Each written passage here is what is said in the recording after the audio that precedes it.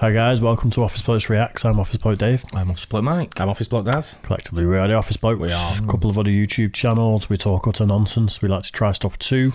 Social media, merch, all that good stuff. Link in the description will take you where you need to go. Yep. And we do appreciate the support big time. Indeed. Right, you've queued this one up, Daz. Yeah. Someone told me about it. I didn't even know there was a video about it, but I remember it happening not long ago. 2015, but yeah, it seems like someone asked me when this happened. I'd say it'd be like 2 or 3 years ago. Yeah, one of them. Yeah. So it's with this out, I thought we could have a look at it and introduce you guys to what happened. Yeah. I don't know much about it, do you? No, I don't think so. It might sort of ring a bell a bit more. Get watching it, I'm sure. I must have seen it on the news at the time. Must have done. It was a big story. Yeah. Yeah, well, we'll get into it, see how it goes. So, animation of the 2015 explosion of the ExxonMobil Refinery in Torrance, California. That was all right reading, wasn't it? Well done, not bad. That could be grown up. The Torrance Refinery is a 750-acre facility located just outside of Los Angeles, California. At the time of the explosion, the refinery was owned by ExxonMobil. An important part of the refining process takes place in the facility's fluid catalytic cracker, or FCC unit. In the FCC unit, heavy hydrocarbons from crude oil are broken or cracked into smaller hydrocarbons, which can then be processed into gasoline and other fuel products. The heavy hydrocarbons are first fed into a reactor, where they mix with the catalyst. The heavy liquid hydrocarbons are converted into lighter hydrocarbon vapors as they travel up the reactor. At the top of the reactor, the lighter hydrocarbon vapors are separated from the catalyst. The hydrocarbon vapors then flow. And you're asking me what I did for a job before I came here. And I used to say I used to do Project Cargo and dismantle refineries and stuff. That's that, one of them. Wow. So I'd move one of them from like Torrance, California, for example, to say someone like a third world country, buy a used one. Wow. So I'd move it to like Afghanistan or wherever. Ah, right, okay. And I'd have to sort of like get all the sizes of all the stuff and inventory it all and all that Yeah. kind of stuff. So that's what it was. Wow, that's a job and a half, isn't it? Yeah. So now you know why I look so old. Only 21. To the main distillation column. The catalyst falls down the side of the reactor where it moves through a slide valve to a piece of equipment called the regenerator. During the reaction, a layer of carbon called coke forms on the catalyst that must be removed.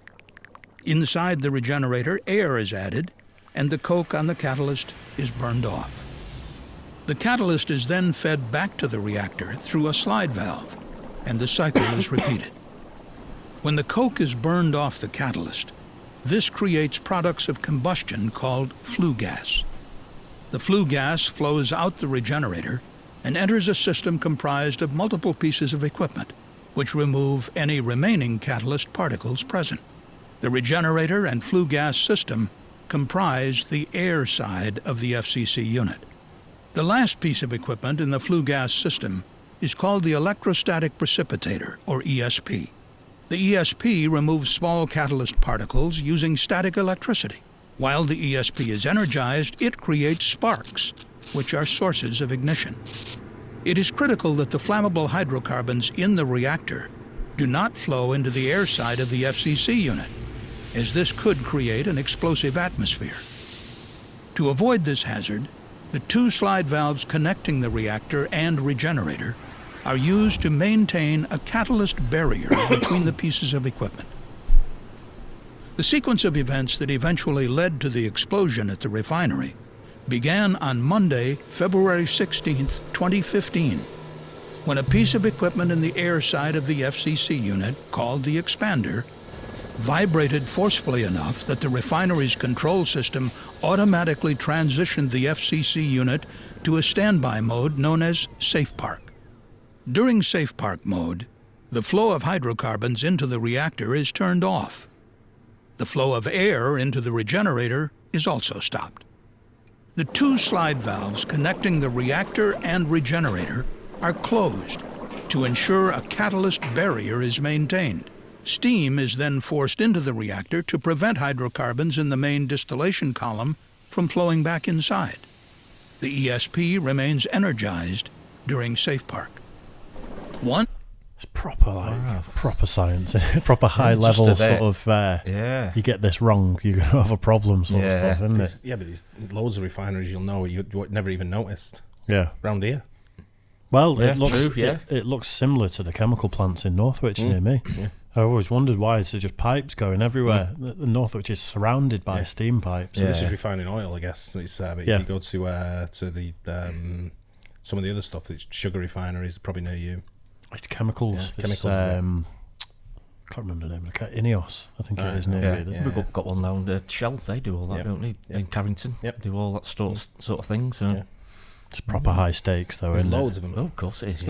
It's not as technologically sound as you think it is. It's pretty basic. Sort of stuff. Yeah. But there's a lot that goes into it that could create a big issue if it goes wrong. Which I guess we're going to find out. You know? Yeah, if something goes wrong in these places, it goes wrong, doesn't it? Big time.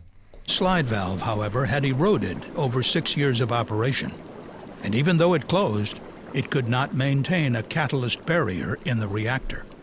Within 7 minutes of the unit going into Safe Park, all of the catalyst in the reactor fell through the slide valve into the regenerator.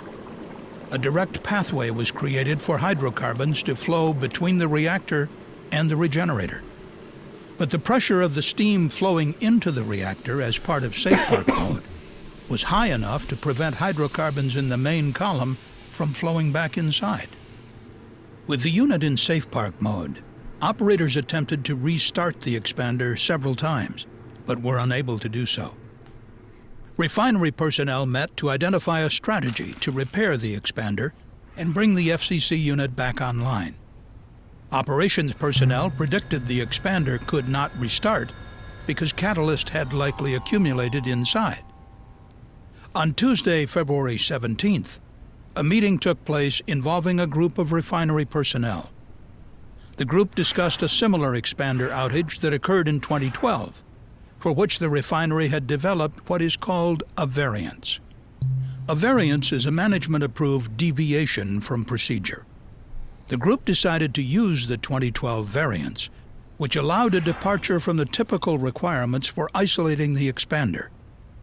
Part of that process involved installing a blind in one of the expander's outlet flanges. On the morning of Wednesday, February 18th, ExxonMobil maintenance attempted to install that blind, but were unable to do so because steam was escaping through the open flange. Steam from the reactor had traveled through the leaking slide valve into the air side of the FCC unit. Using the variance as a guide, the flow of steam into the reactor was decreased in an attempt to reduce the amount escaping from the expander. But the variance did not evaluate whether this flow rate was sufficient to prevent hydrocarbons from flowing into the reactor from the main distillation column. And unknown to the operators, light hydrocarbons from a separate unit had flowed through a leaking heat exchanger into the main column, increasing pressure inside. With the flow of steam reduced and less pressure in the reactor, nothing could prevent the hydrocarbons from flowing back from the main distillation column. The hydrocarbons flowed into the reactor, where they escaped through the leaking slide valve into the air side of the FCC unit. Yeah. At 8:07 a.m., a maintenance supervisor working in the FCC unit received an alarm on his personal hydrogen sulfide monitor, warning him that hydrocarbons were leaking nearby. By 8:40 a.m., multiple workers around the expander received the same alarm, and the FCC was evacuated. In an attempt to mitigate the problem, a supervisor ordered the flow of steam to the reactor to be increased, but it was too late. A flammable hydrocarbon mixture was flowing through the air side of the FCC unit and moving toward the ESP with its multiple ignition sources. There, the flammable hydrocarbon mixture violently exploded.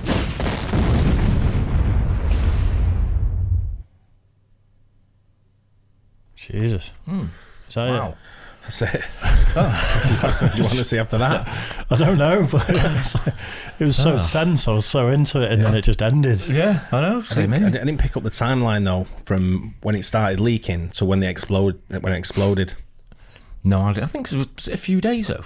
I'm It not sure. was a build up over a couple of days, yeah. But when they got that, from when they got the notice, I mean, they had no time to evacuate. Yeah. So, but when they got that notice that the carbons were leaking to get out, Yeah. you know, and then from the getting out to it exploding. I feel like I want to see the actual footage of the explosion now. Now I know that it was evacuated and, you know, obviously no one died. That was my main worry about doing that Exactly, video. yeah. See, really, these places, they should just have just one big off button, shouldn't they? So there's a problem, just like, turn it off, lads. Just leave it. Turn everything off. Just leave it. Yeah. But obviously cleared with chemicals. Well, they did that. They had isolation chambers, didn't they? And stuff like which was leaking. But obviously they weren't good enough, and they just had the ignition points, didn't they? Which I would have turned off myself. But I don't think there is just an off button. Mate, we asked you to go and change the air conditioning. You turned the whole power off to the building. Supposed to tell everyone that. Whole street went out. But there's a reason we don't work in places like this. There'd be a lot more accidents. What did you try to get working when you turned it off? Was it the elevator? It was something you were working on. It was a doorbell.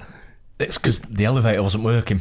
And there was a switch that was off, so I thought that had tripped off. So, but it was like the wrong way around. I'm not going to lie, I've switched that before because it looks off. And it's actually that's the on switch. It does, yeah. And it's because the elevator wasn't working. I thought, well, it's got to be that one, but it wasn't marked. Yeah, I've switched it. It makes you feel better. I've done that before. What does that one do? Never again. Scary stuff, that though, isn't it? Cool. Oh, Christ. Interesting, though. I think that's the most advanced video we've ever done.